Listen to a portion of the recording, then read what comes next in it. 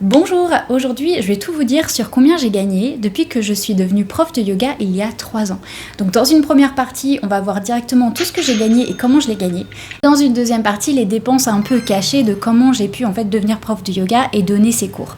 Il faut savoir que je ne donne pratiquement que des cours en ligne à 90% puisque je suis une nomade, je me balade un petit peu dans le monde. Donc pour moi, vivre dans un studio ou donner des cours à un seul endroit, c'est pas possible juste par rapport à mon mode de vie. Donc je vais vous expliquer comment j'ai fait pour gagner de l'argent en ligne.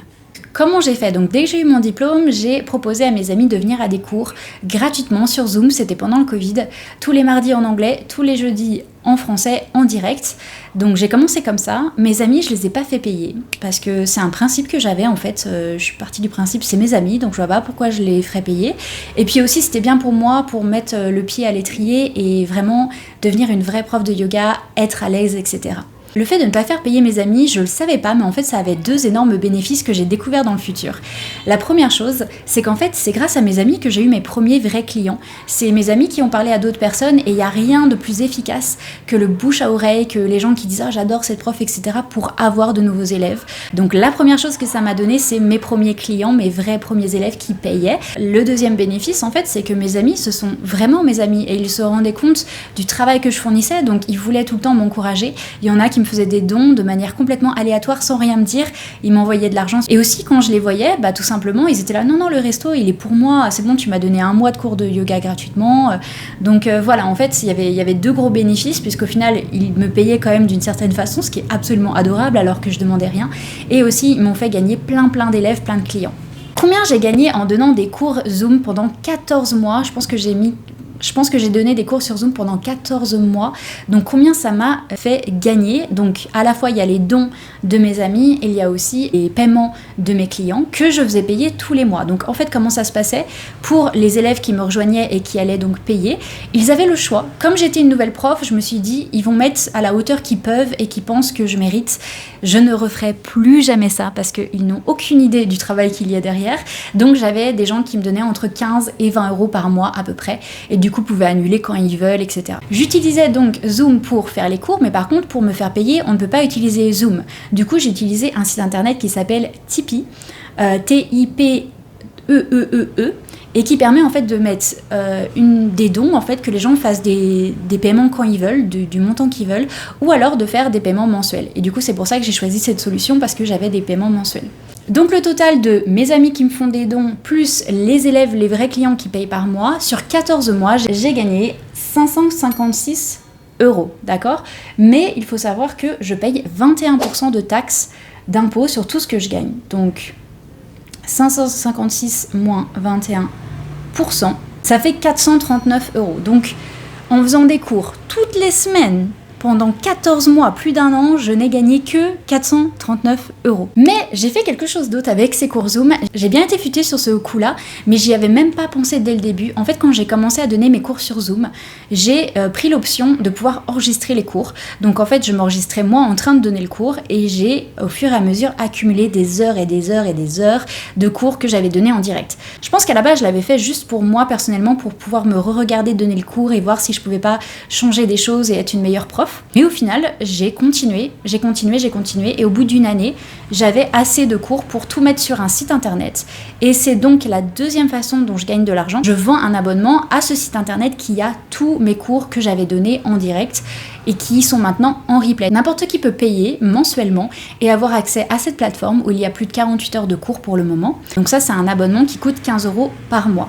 Pour faire cet abonnement, j'utilise un site internet qui s'appelle System.io, qui est un des sites les plus simples et en plus c'est un site français. Donc sur System.io, on a un abonnement à 15 euros par mois pour avoir accès à tous les cours en replay, donc quand ils veulent. Et ça, pour ce petit site internet là, j'ai gagné en tout 315 euros. Donc encore une fois, si on fait 315 euros moins les 21% de taxes, ça nous fait 248 euros. Voilà, donc j'ai gagné 248 euros avec ce deuxième moyen de gagner de l'argent.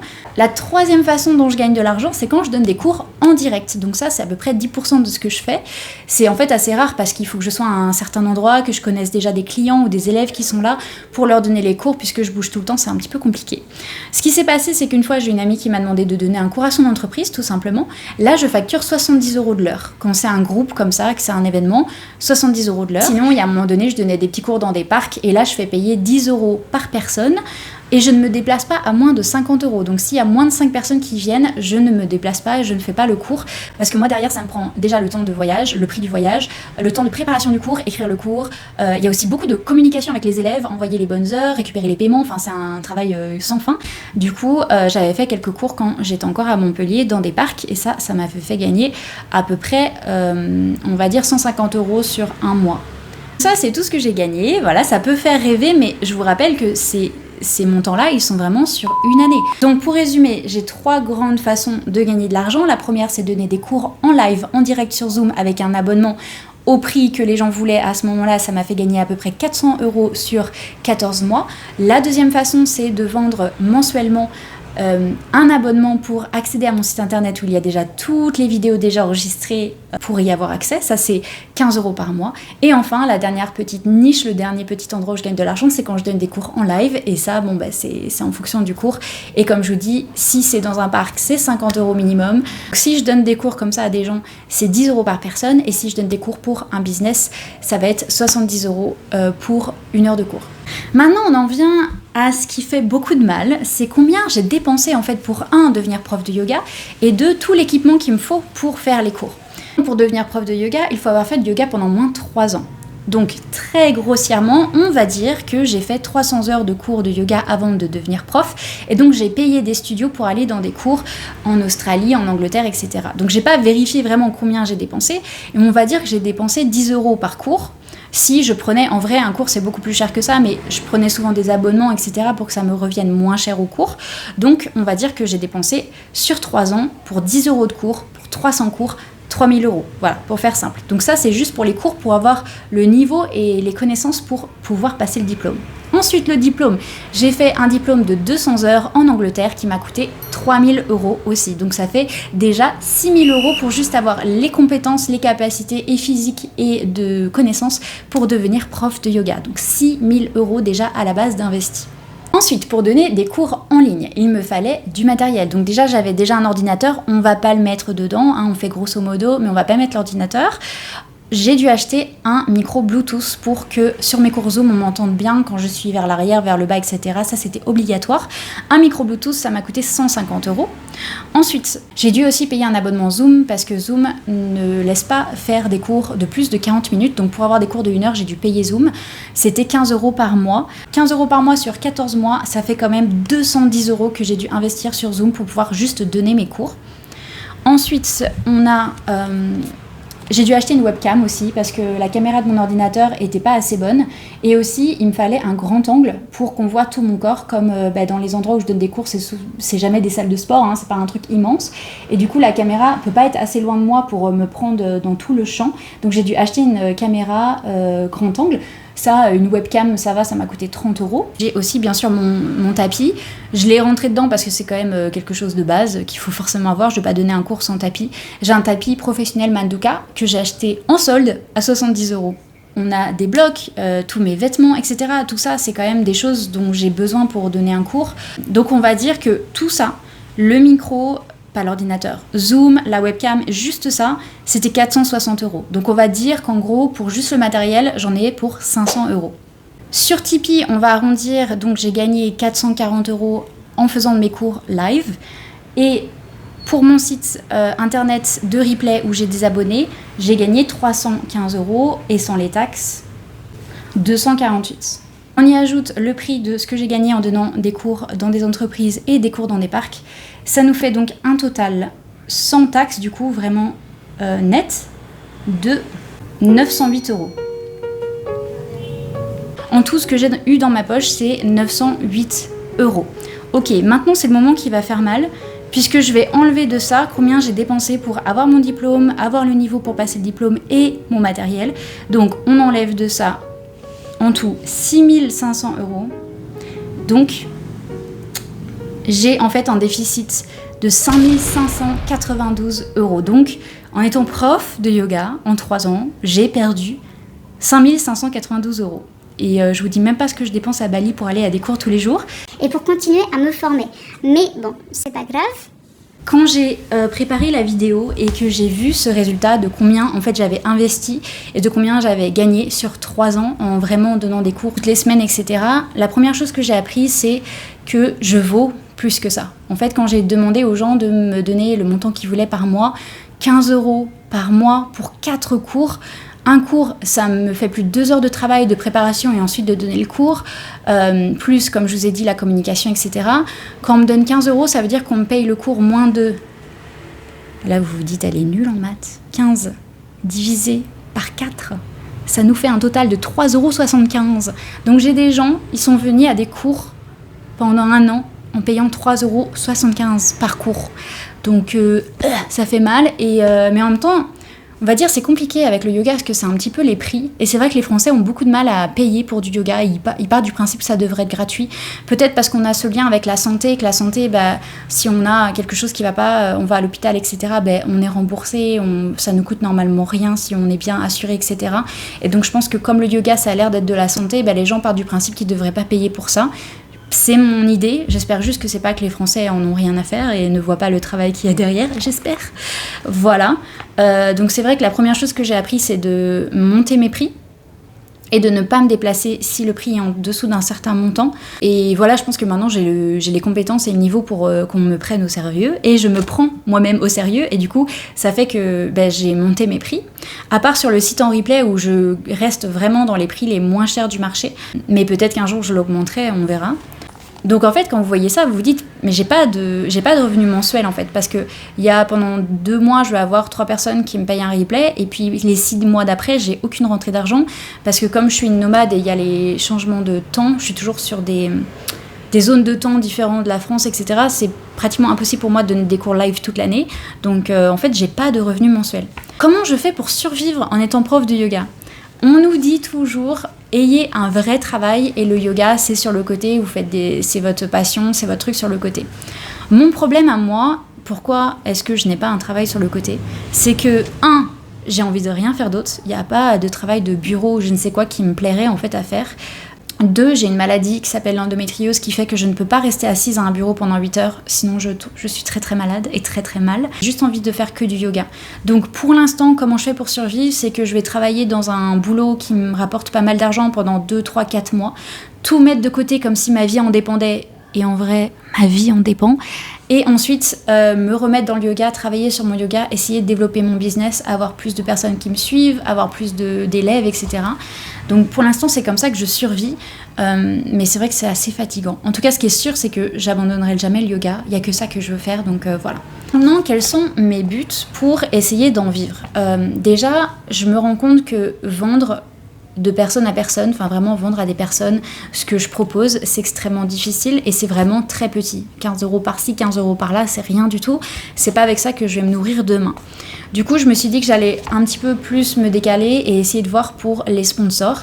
Mais le problème, c'est que les sponsors, souvent, ils font des collaborations. Je te passe un tapis gratuitement et toi, tu parles du tapis dans tes vidéos. C'est pas ça non plus qui va me nourrir. Donc, il faudrait que j'ai assez de personnes qui me suivent pour que les sponsors se disent « Ah oui, on pourrait lui donner, je sais pas, 200 € par mois pour qu'elle parle de notre marque à chacune de ses vidéos ou sur quelques petits posts Instagram. Comme ça, je pourrais donner du contenu gratuit sur YouTube et sur Instagram aux personnes qui me suivent, et en échange, j'arrive quand même à survivre et j'ai pas abandonné dans 2 ans, par exemple. J'aimerais aussi bien sûr faire des retraites de yoga, ça c'est le rêve de tout prof de yoga, et là c'est vraiment un moment où on peut gagner de l'argent. Donc pendant une semaine, on prend un groupe de 10 personnes, je ne sais où dans la campagne, on fait du yoga toute la journée, on parle yoga, on fait plein d'activités, et là par contre c'est en milliers d'euros en fait qu'on facture parce que le temps c'est de l'argent, nos connaissances, les préparations, etc. Et il y a beaucoup de profs à un certain niveau qui arrivent à ne vivre que des retraites, donc ça c'est ultra cool. Donc voilà, pour l'instant, je ne vis pas du yoga. Et donc, si vous vouliez savoir si on peut vivre que du yoga, la réponse est non. Et je le savais avant de commencer, ok ? Je ne suis pas tombée de Jupiter. C'est une expression qui n'existe pas. Mais je ne suis pas tombée de... Je sais plus ce que c'est l'expression. Je suis pas tombée de nulle part, je savais très bien. Et j'ai toujours dit que les personnes un peu bêtes, ce sont les gens qui pensent qu'on peut vivre que du yoga parce que c'est pratiquement impossible. Il faut avoir une réputation, il faut avoir un network, un réseau, et il faut avoir plein de choses autour de soi pour pouvoir réussir à ne faire que ça. Et du coup, j'avais toujours dit oui, si on fait du yoga, il faut avoir un travail à côté et faire ça en plus. Sauf que je suis tombée dans la marmite du yoga et que maintenant, je ne veux faire que ça, parler que de ça, faire que ça. Et du coup, c'est un petit peu mon souci. Après, voilà, je pense que ça prend du temps. Dans 10 ans, j'ai bon espoir de pouvoir en vivre. 10 ans, c'est quand même... Il y a le temps, parce que plus de personnes me connaissent, aient confiance en moi, etc. Donc voilà, c'était la petite vidéo sur combien je gagne. Et du coup, vous savez qu'en fait, je ne gagne pas, mais je dépense. Là, on est à plus de 5 000 € de perdu. Voilà. C'est pas perdu, c'est un investissement, J'ai vu cette phrase hier sur Instagram. La différence entre les 3 grandes classes sociales, entre pauvres, classe moyenne et riches, les pauvres dépensent tout l'argent qu'ils gagnent. Les classes moyennes essayent de mettre de côté, d'épargner le maximum de ce qu'ils gagnent. Et les riches investissent. Et du coup, moi, qui ai toujours l'impression d'être une pauvresse, de calculer à 1 € près tout ce que je dépense, eh ben, je me suis dit, mais j'investis en fait. J'investis, donc peut-être qu'un jour j'arriverai à être riche. Non, en vrai, c'est pas... Moi, c'est pas le but. Je sais exactement combien je veux gagner par mois. Est-ce que ça vous intéresse ? Attention, petit bonus. Combien est-ce que j'aimerais gagner par mois ? Je pense que c'est très important. Là, maintenant que toutes les personnes... Là, vous regardez la vidéo, réfléchissez à cette question. À partir de quel montant par mois est-ce que vous pensez que vous serez riche ou pour vous, vous aurez assez pour avoir ce que vous voulez. Vous aurez la maison que vous voulez, la voiture que vous voulez, les expériences que vous voulez, etc. Je me suis posé cette question il y a très longtemps. J'ai fait les plus, les moins. Moi, j'adore voyager. Il faut que je prenne l'avion, donc les assurances, etc. Et j'ai regardé du coup combien est-ce qu'il me fallait pour être super à l'aise. Et le montant est 5 000 € net par mois. Bon. Quand on est français, ça paraît énorme, mais en vrai, quand on fait les calculs sur quand on vend des programmes en ligne, par exemple, où le même programme, on peut le vendre des centaines de fois si on a assez de personnes, ça peut marcher. C'est mathématiquement possible. Bon, vous savez que je suis pas très bonne en maths, mais c'est mathématiquement possible. Donc voilà, je vais continuer ce que je fais. Mon but de toute façon, c'est pas l'argent. Moi, je continue à faire du yoga parce que c'est ma passion. C'est pas pour faire de l'argent. Et du coup, il y a beaucoup de gens qui vont se lancer dans un truc parce qu'ils aiment bien, mais derrière, ils ont vraiment cette idée de je vais me faire de l'argent en faisant ça, c'est trop cool, je vais faire de l'argent en faisant ça. Sauf que l'argent vient pas tout de suite. Moi, je vais peut-être encore mettre 10 ans avant d'avoir un vrai salaire. Mais je le fais parce que c'est mon sens, c'est le sens de ma vie. Je voulais que mon travail, ça soit le sens de ma vie, que ça soit un sens du service, de donner quelque chose aux autres, quelque chose d'important, quelque chose qui donne vraiment du sens. Je me suis dit, j'ai pas envie d'avoir une crise de la quarantaine et me dire « Ah mais en fait j'étais dans un bureau pendant 20 ans pour mettre même pas 100 € de côté par mois ». Non, c'est pas du tout ma façon de penser. Je préfère galérer pendant 20 ans mais qu'à mes 40 ans, en fait, je sois déjà dans le monde que j'aime, dans le travail que j'aime, et que toutes les années avant, c'était juste la préparation à pouvoir vivre de ça, en fait. Souhaitez-moi bonne chance, qu'un jour j'arrive à en vivre, et de toute façon, quoi qu'il arrive, je ne disparaîtrai pas, je pense pas, à moins que vraiment j'ai un énorme accident, une blessure. Qu'est-ce qu'il a dit, touchons du bois ? Je ne disparaîtrai pas, puisque mon but n'est pas l'argent. Donc, tant que j'ai le temps de m'occuper de ma chaîne YouTube, de mettre des cours en ligne pour vous, etc., je n'arrêterai pas. Voilà. C'était la conclusion de la vidéo. J'espère que ça vous a plu, que vous avez appris des choses et que si vous vouliez de l'argent, vous n'allez pas vous lancer dans le yoga. À moins que vous soyez passionné comme moi. Je vous souhaite une très bonne pratique de yoga, un très bon moment sur votre tapis et une très bonne journée. Bye!